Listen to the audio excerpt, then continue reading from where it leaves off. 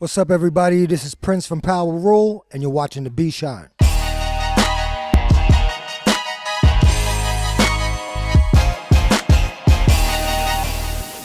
Growing up as a kid in Queens, I was influenced by a lot of different types of music. Grew up in a Latin household, so there was obviously a lot of salsa, jazz type music in my house, and disco music growing up in the 70s, and a lot of R&B.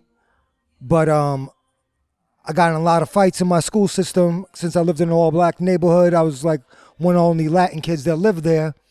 I got in a lot of trouble and a lot of fights, and my mom put me into a school system that was predominantly white, and I got exposed to a lot of rock music, which I still love to this day. Led Zeppelin, Black Sabbath, Aerosmith, Van Halen, all of that. I probably know that just as well as I know hip-hop and R&B.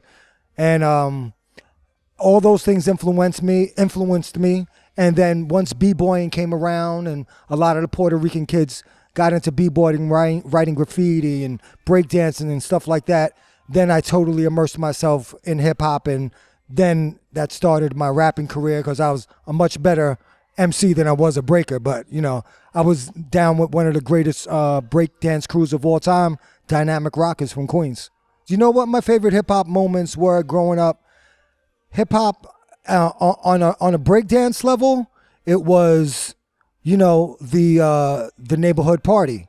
Or it would be thrown in maybe a church basement, or maybe a Elks Lounge, or some kind of social club place that was owned by somebody. And those were great because you'd battle another crew from another part of your neighborhood or from another part of the city, and you go down, and if you won that night, you were a star for the evening. And that's all it was. There was nothing about money. There was no views, fame, or anything like that. It was just being the star of your neighborhood that night. So for breaking, it was like that. And for when I changed into emceeing, that was it. It was just like, if I won a battle that night, the girls love you that night. They talked about you the next day until the next battle. You know, we didn't really, I mean, the most I ever won in a battle probably was like $100 in singles. And, but it was one of the greatest nights of my whole life, you know? And we had fun with nothing back then, you know? $20, we can have a ball. You know, you get a bag of weed, you get 340s and everything, and you were chilling for the whole night. You know, I had to fight a lot for respect in my neighborhood, but once I gained the respect of everybody in my neighborhood, it was fine. You know, New York is not really separated like maybe a place like LA is more separated, where there's just a black neighborhood, and then there's just a Mexican neighborhood, and there's just a white neighborhood. In New York, we pretty much live together. My neighborhood just happened to, you know, there wasn't that many Latin guys there, Puerto Ricans mostly, or Dominicans. And so it was tough to get on the mic, because they didn't really expect me to be as good as them. But once I did get on, I stayed on, and I built a reputation. And your reputation was built, and it just went by neighborhood to neighborhood, or somebody that was recording it on a tape recorder, actual, you know, a Maxell tape or something like that. And those tapes got around to neighbors, different neighborhoods, and, you know, people copied them, and tapes became legendary. And that's how my name, like, really got out there. My mother was, she was totally opposed to me being in the entertainment business, even though she said at a young age, she always knew, she said, you know, I could tell that you wanted to be in some sort of entertainment business, whether it was acting or whatever the case may be. But she was totally against it. And then when she heard the language and stuff like that, but even though most of my earlier songs were more of on a positive note, but, you know, then it morphed into something else. But you know, she really wasn't too approving of it at all. And she probably still isn't to this day. Only when she gets a check, that's about it. The first time I heard myself on commercial radio, first time I heard myself was college radio, was WBAU, which Public Enemy and all those guys came out of there. And it was the Wild Man Steve show. And that was the first time on college radio. And then after that, my first time on commercial radio was on WBLS with Marley Marl.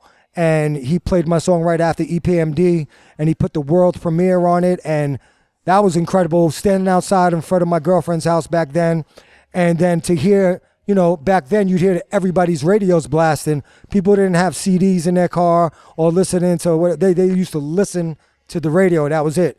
So just to hear in the streets, every car that goes by playing your song, there was nothing like that. And after that, probably the first time I did a show and saw people saying the words back to me, that was crazy. And the first time my video came on BET was crazy.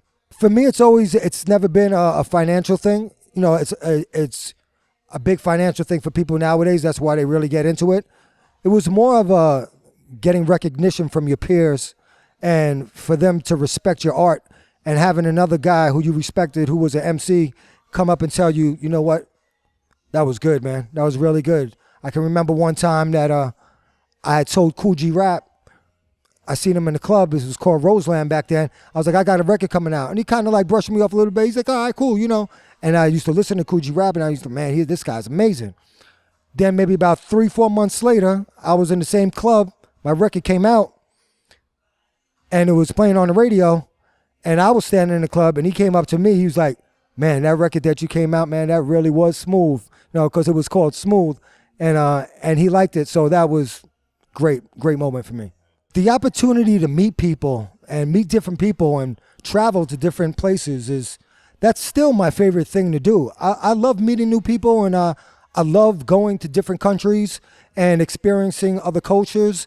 That's my favorite thing, you know, and just to see hip hop, not rap, but hip hop still alive in so many countries is so exciting to me. Like if I'll go to Germany and I'll go to France or go to London, like I can still go see a breakdance battle. You know, I could still go see guys, you know, tagging and doing burners up on walls. And then, you know, they still blend all the art forms together in a lot of places.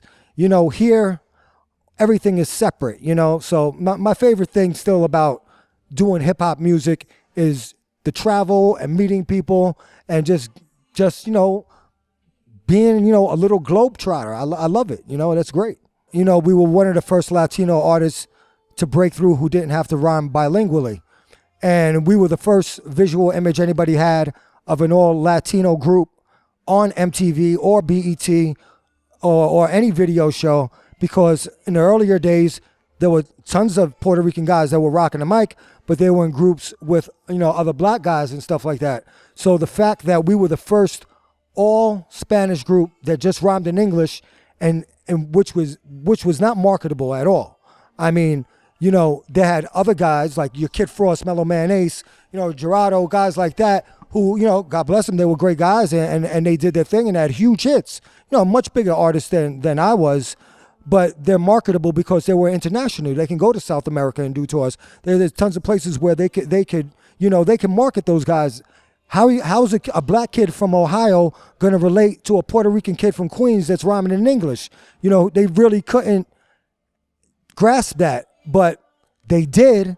And then my other peers around me who didn't think they had a chance to rap because they didn't rap in Spanish, I broke that door open for them. So then after me, you saw the Beatnuts, Curious, Fat Joe, Big Pun, all those guys. Those guys didn't rhyme in Spanish. Those guys all rhymed in English. But, you know, I'm happy and I'm proud to say that our group was the first one to break that barrier. So that legacy is there. And in the future, just that I continue to make better and better music.